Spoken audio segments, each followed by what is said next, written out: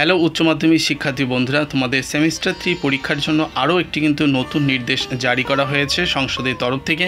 মূলত পরীক্ষা হলে যে তোমাদের ওএমআর শিট পূরণ করতে হবে সেই সংক্রান্ত একটি নতুন নির্দেশ জারি করা হয়েছে। তো চলো আমরা পুরো ভিডিওটি দেখে নিই। পুরো ভিডিওটি দেখলে তোমরা বুঝতে পারবে যে নতুন নির্দেশ কী রয়েছে ওএমআর শিট নিয়ে।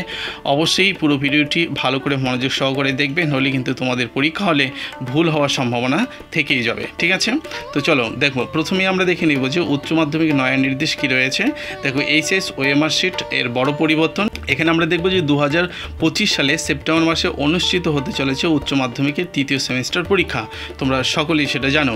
এই পরীক্ষায় ছাত্রছাত্রীদের বহু নির্বাচিত যে এমসিকিউর প্রশ্ন এবং উত্তর দেওয়ার যে ওএমআর শিট রয়েছে, সেই ওএমআর শিটের উত্তরপত্রে নতুন ব্যবস্থার সঙ্গে শিক্ষার্থীদের পরিচিত করানোর জন্য সংসদ একটি ওএমআর শিট তৈরি করেছেন এবং নির্দেশিকা প্রকাশ করেছেন। কিভাবে ওএমআর শিটটা তোমাদের পূরণ করতে হবে সেই সংক্রান্ত একটি নির্দেশও কিন্তু দিয়ে দিয়েছে। ঠিক আছে, দেখো পরের পয়েন্টে দেখব যে পরীক্ষার স্বচ্ছতা বজায় রাখতে এবার থেকে আর নাম নয়, ছাত্রছাত্রীদের রোল নম্বর এবং রেজিস্ট্রেশন নম্বর লিখতে হবে। ওকে, এর আগে যখন তোমরা পরীক্ষা দিই তখন কিন্তু নামটা লিখতে হতো, তাই না, পরীক্ষা হলে।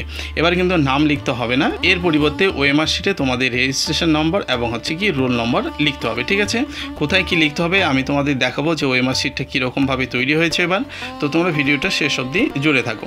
দেখো, উচ্চ মাধ্যমিক শিক্ষা সংসদের সভাপতি চিরঞ্জিত ভট্টাচার্য জানায় যে এই বছর অর্থাৎ 2025 থেকে উচ্চ মাধ্যমিকের তৃতীয় এবং চতুর্থ সেমিস্টার পরীক্ষায় উত্তরপত্রে ছাত্রছাত্রীদের নাম আর লেখা চলবে না। যেটা বললাম যে আর নাম লেখা হবে না, এর পরিবর্তে ওএমআর শিটে তোমাদের লিখতে হবে বা উত্তরপত্রে লিখতে হবে কি রোল নম্বর লিখতে হবে। 1 নম্বরে রোল নম্বর, 2 নম্বর পয়েন্টে দেখবো রেজিস্ট্রেশন নম্বর লিখতে হবে। অবশ্যই রেজিস্ট্রেশন নম্বর এবং রোল নম্বরটা তোমাদের ভালোভাবে পূরণ করতে হবে।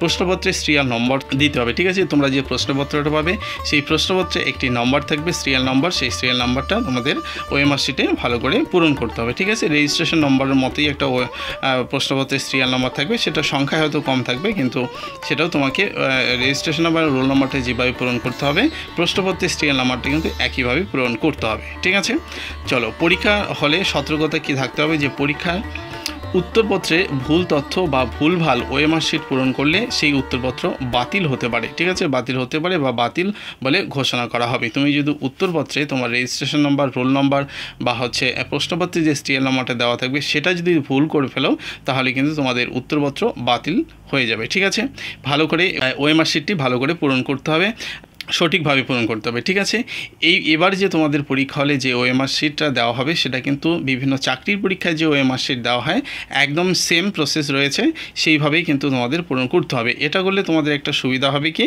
তোমরা যখন কোনো চাকরির পরীক্ষা বা কম্পিটিটিভ এক্সাম পরীক্ষা দিতে যাবে সেক্ষেত্রে তোমাদের আর কোনো রকম অসুবিধে হবে না। ঠিক আছে, এটা একটা ভালো দিক রয়েছে। পরের পয়েন্ট আমরা দেখব যে শিক্ষক শিক্ষিকাদের নির্দেশ। সংসদের পক্ষ থেকে কী নির্দেশ দেওয়া হয়েছে, সংসদের তরফ থেকে সমস্ত স্কুলের শিক্ষক শিক্ষিকাদের অনুরোধ করা হয়েছে যাতে তারা ছাত্রছাত্রীদের ওএমআর শিট ব্যবহারের বিষয়ে অভ্যস্ত করে তোলে বা তাদেরকে দেখিয়ে দেয় বা তোমাদের দেখিয়ে দিবে তোমাদের স্কুল থেকে যে কীভাবে এটি পূরণ করতে হবে। ঠিক আছে, সংসদের অফিসিয়াল ওয়েবসাইটে ওএমআর শিট এবং তার পিছন দিকে নির্দেশিকা আপলোড করা রয়েছে। কিভাবে আপলোড করা রয়েছে এবার আমরা সেটা একবার দেখে নিই। দেখো, প্রথমেই নোটিশটা দেওয়া রয়েছে West Bengal Council of Higher Secondary Education, যে নোটিশটা দেওয়া আছে এখানে সেই সংক্রান্ত বিষয়গুলি লেখা রয়েছে যেগুলো আমি তোমাদের দেখালাম। ঠিক আছে, এরপরে দেখো ওএমআর শিটটা কিন্তু এইরকমভাবে থাকবে এবার তোমাদের পরীক্ষা হলে। ঠিক আছে, তো এই ওএমআর শিটটা পূরণ করতে গেলে দেখো প্রথমেই যে লেখা আছে 1 নম্বরে রেজিস্ট্রেশন নম্বর লিখতে হবে। প্রথম দিকে ফাঁকা ঘর দেখতে পাচ্ছি, তারপরে কিন্তু 0, 1, 2, 3, 4, 5 করে 9 অবধি রয়েছে, এগুলো তোমাকে পরপর লিখতে হবে। ঠিক আছে, তোমার রেজিস্ট্রেশন নম্বরটা যেরকমভাবে লেখা আছে সেরকমভাবে পুরো ঘরগুলোতে বক্সগুলোকে পূরণ করতে হবে। তারপরে যে ঘরে যে সংখ্যাটি বা যে নাম্বারটি রয়েছে সেই নাম্বারটি তোমাকে ভরাট করে দিতে হবে, অর্থাৎ পূরণ করে দিতে হবে। ঠিক আছে, একই রকমভাবে রোল নম্বরটাও তোমাদের লিখতে হবে, রোল এবং নং আলাদা করে লিখতে হবে। দুটো সেশনে ভাগ করা রয়েছে। রোল এবং নম্বরে যে ডিজিটগুলো থাকবে বা যে নাম্বারগুলো থাকবে নিচে সেই নম্বরগুলো কিন্তু পূরণ করে দিতে হবে। ঠিক আছে, অর্থাৎ গোল করে ভরাট করে দিতে হবে। ঠিক একই রকমভাবে কোশ্চেন বুক লিস্ট নাম্বার যে একটা সিরিজ দেওয়া থাকবে, সেই প্রশ্নপত্র দেওয়া থাকবে, সেই প্রশ্নপত্র দেখে তোমাকে সেই সিরিজটাও লিখতে হবে, অর্থাৎ নাম্বারটা লিখে তারপরে সেটা পূরণ করে দিতে হবে। ঠিক আছে, আশা করি বুঝতে পেরেছো। তারপরে সেন্টার ফুল সিগনেচার তোমাকে করতে হবে 5 নম্বরে যেটা রয়েছে। সাবজেক্ট লিখতে হবে 4 নম্বর যে ঘরে যেটা রয়েছে সাবজেক্ট, কোন বিষয় কোন দিন পরীক্ষা সেইটা তোমাকে এখানে লিখে দিতে হবে। তারপরে 5 নম্বর দাগে যেটা রয়েছে ফুল সিগনেচার তোমাদের করতে হবে। তারপরে 6 নম্বর রয়েছে সেন্টার কোড, অর্থাৎ যে সেন্টারে তোমরা পরীক্ষা দেবে তার একটি কোড নম্বর থাকবে সেটা লিখতে হবে। তারপরে 7 নম্বর ঘরে যেটা রয়েছে যে তোমাদের পরীক্ষক থাকবে পরীক্ষা হলে তিনি সই করবেন এটা, ঠিক আছে। তারপরে তোমাদের হচ্ছে প্রশ্নপত্র দেখে তোমাকে উত্তর করতে হবে। অ্যান্সার 1 2 3 4 4টা সেশনে ভাগ করা রয়েছে, 4টা সেশনে 40টা প্রশ্ন, 10টা 10টা করে রয়েছে। সেই 10টা 10টা করে 1 নম্বর 2 নম্বর করে একের যদি ABCD যে তোমাদের অপশানগুলো দেওয়া থাকবে সেই অপশান দেখে তোমাকে সঠিক উত্তরটা নির্বাচন করতে হবে। একের যদি উত্তর হয় B তাহলে Bটা গোল করে দিতে হবে, অর্থাৎ ভরাট করে দিতে হবে। এইভাবে পরপর তোমাকে অ্যান্সারগুলো করতে হবে, ঠিক আছে বন্ধুরা। আশা করি পুরো ব্যাপারটি বুঝতে পারছো। তারপরে যে এখানে গুরুত্বপূর্ণ নির্দেশিকা যেগুলো রয়েছে সেই নির্দেশিকাগুলো তোমরা চাইলে এখান থেকে পড়তে পারো, অর্থাৎ যেগুলো আমি তোমাদের বলে দিলাম সেই সংক্রান্ত বিষয় এখানে লেখা রয়েছে। এবং এখানে আরেকটি বিষয় দেখো 6 নম্বর বিষয় দাগে যে ওএমআর শিট যে রয়েছে সেই ওএমআর শিটে ঠিক এবং যে ভুল রয়েছে সেটা কিন্তু তোমরা এখানে দেখতে পাচ্ছ কীভাবে ভরাট করতে হবে, ঠিক আছে। দেখো প্রথমে যে বক্সটি রয়েছে সেখানে কিভাবে ভরাট করতে হবে, একেবারেই যে গোল দাগটি থাকবে বা সার্কেলটি থাকবে সেইটা কিন্তু তোমাকে পুরোটাই ভরাট করে দিতে হবে। 2 নম্বরে যে বক্সটি রয়েছে সেখানে ক্রস চিহ্ন দেওয়া রয়েছে, এইভাবে করলে কিন্তু ভুল হবে। তারপরে যদি তুমি টিক মার্ক দাও 3 নম্বর ঘরে, এটাও কিন্তু ভুল হয়েছে, এইভাবে দিলেও কিন্তু ভুল হবে।